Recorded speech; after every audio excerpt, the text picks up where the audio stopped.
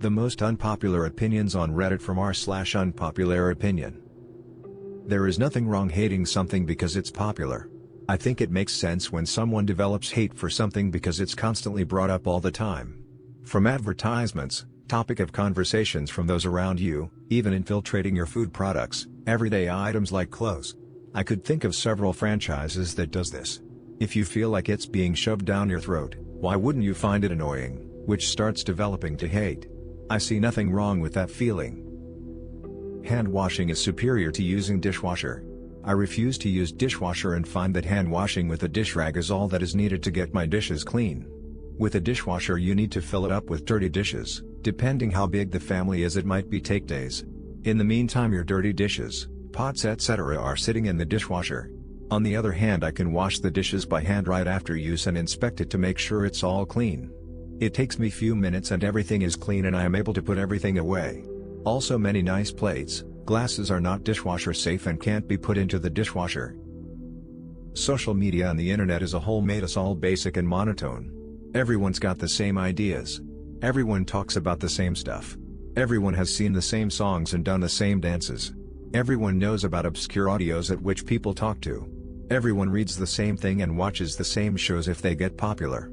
The concept of social media was to keep individuality and personal growth alive, and getting to share your own self with others, but when you intermix all colors of rainbow clay they just turn sludgy gray-brown? That is what has happened.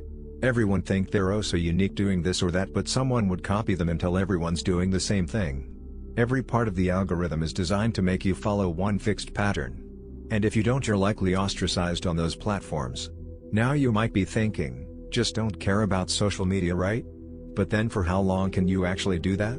Every piece of information, connections and networking is done through websites, and if you don't follow their ubiquitous code or algorithm of speaking and presenting yourself, you're unsuccessful at what you wish to achieve.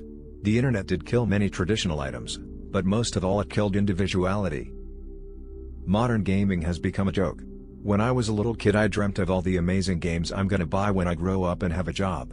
Fast forward to today, I have a job and money to spend on games. There's just one problem, there's almost no game actually worth buying. The last year's Game Awards says it all. Besides Elden Ring and God of War, there was almost no other game mentioned. How in the world is it possible that 15 to 20 years ago, when we were barely able to render a couple of pixels on the screen, we had amazing games with captivating stories and amazing gameplay, and today, when corporations literally have access to billions of dollars and the most talented people on earth, you rarely see a new released game being decent, let alone good. Most new games are not even finished on release, and some are even unplayable. Looking at Cyberpunk, almost all the franchises which were once amazing are either dead. Mass Effect, The Elder Scrolls, Fallout, or not what they used to be, Assassin's Creed, Need for Speed, Call of Duty. And I'm not even going to start talking about microtransactions, skins and DLCs, because I would need an extra hour for that. So yeah, here I am, an adult with money to spend on games, stuck to playing games from 10 years ago because there's almost no game worth playing today. Quite sad. Sitting at the front in class is better.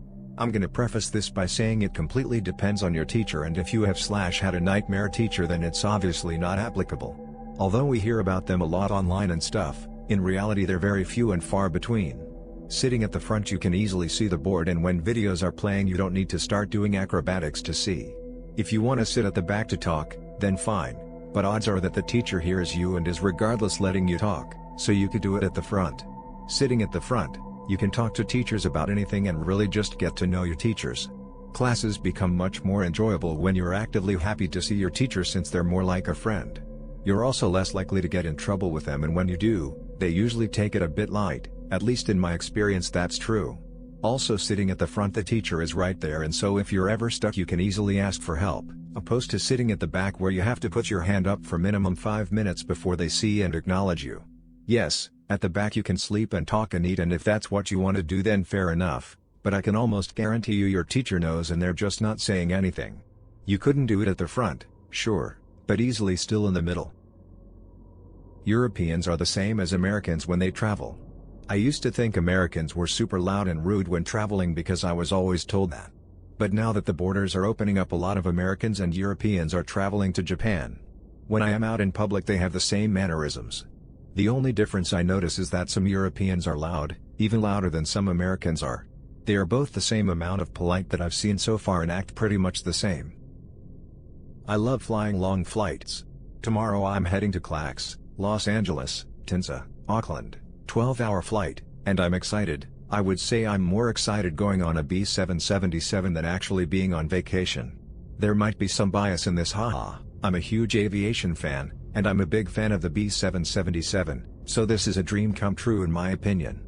I love solo flying long flights. It's a great experience, especially when you're in premium economy or business class, first class too expensive. I know this is a horrible opinion, but I just love airports, the smell of jet fuel, and the awe of seeing a wide-body aircraft in person. TV is going to die out. Personally, I believe TV is going to die out. Even though I have grown up watching it, I realized how much of a waste it is. Like, why watch a show with 10 minutes of advertisements and like 5 minutes of actual screen time when you can pay $10 a month for a streaming service that has no ads, has all the seasons of that show, you have the ability to download it, watch it anytime anywhere, as well as have access to hundreds of different shows and movies. I understand some people watch TV for the news, but we have the internet, so yeah. Personally, I believe television is just a dying industry, and I can tell because I feel as over the years more and more ads has been placed on TV and less screen time has been put on.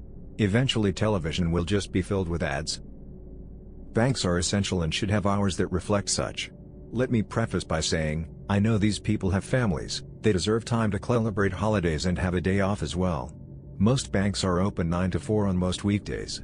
What are most people doing from 9 to 4 on most weekdays? Fucking working. Banks need second shift personnel. Now, my proposition would be costly, but I believe that banks would see an influx in customers who are coming in due to more convenient hours, and let's be real, these are major corporations, they can afford it. Banks are just as essential as healthcare workers and should be available for public use at appropriate hours and observed holidays. Squidward is not an asshole, SpongeBob is the asshole. I hate to break to you, but SpongeBob does suck. He won't leave Squidward alone. All the dude wants to do is play clarinet, but no. He must be Squidward's best friend. Why can't SpongeBob realize that not everyone wants to be his friend? Squidward always puts his boundaries up, but SpongeBob tramples them. Like in one episode, Squidward didn't want to go to SpongeBob's house, so SpongeBob stole his vacuum, made his house just like Squidward's, which terrified him, by the way, and never gave him back the vacuum. Squidward found it and got himself. SpongeBob is a douchebag, and I understand Squidward hating him. Jeans are the worst type of pants. I feel like I'm the only man in the entire goddamn world that hates jeans. I only own one pair, and I only bought it because of a denim day thing my work was doing. I probably wear them less than twice a year. Denim is just so much less comfortable than slacks, sweatpants, dress pants, or really anything I've tried to wear. It's often scratchy, it's either too constricting or too tight if stretchy. And last but not least, as a guy, jeans just scream I didn't try when I dressed myself this morning. People who claim eating healthy is expensive are lying to themselves. Title: I want to clarify that this is not an attack on people who have trouble affording to eat and therefore rely on poor sources of nutrition. Healthy foods are by far the cheapest items in the grocery store when looking at price per serving/meal, especially generic brand bulk items. Rice comes in at just less than $1 per pound. Oats, under 50 cents per pound. Beans, under 50 cents per pound. Chicken, between $1.5 and $2 per pound, less when buying bone-in or frozen. Pasta, under $1 per pound. Frozen fruits and vegetables are dirt cheap and are not any less healthy than their fresh alternatives. There's many more than I'm willing to list at this time.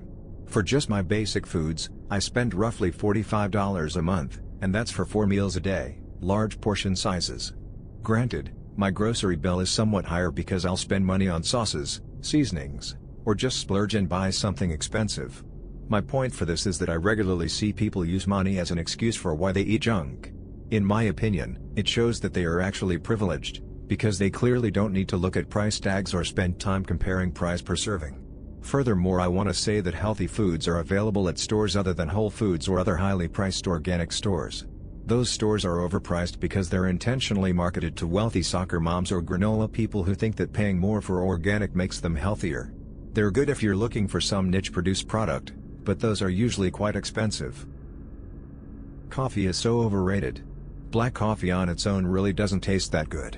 It's bitter, acidic, and tastes dirty. Most people drink it more for the ritual and the stimulating effects of caffeine than for the flavor, including myself.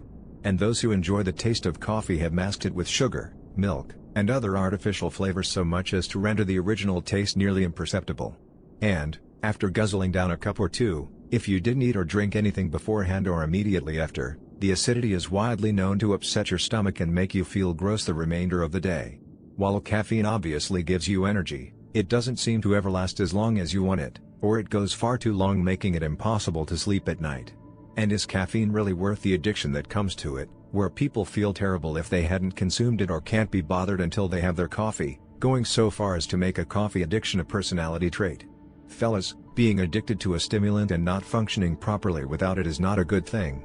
You can also look at the cost of it, where most coffee places sell mediocre cups with fancy frothing/brewing techniques and easily charge $5 for it.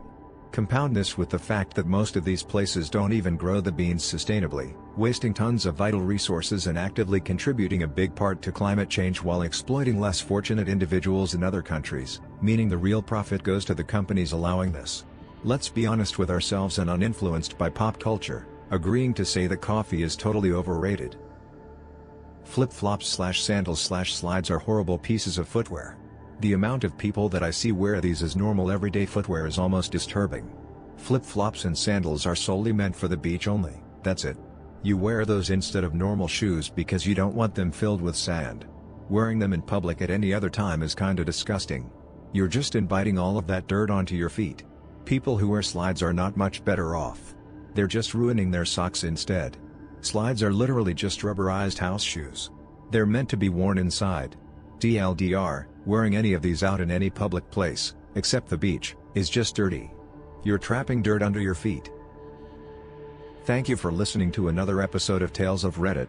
If you liked this video, make sure to drop a like. Also leave your thoughts in the comments below. Have a nice day.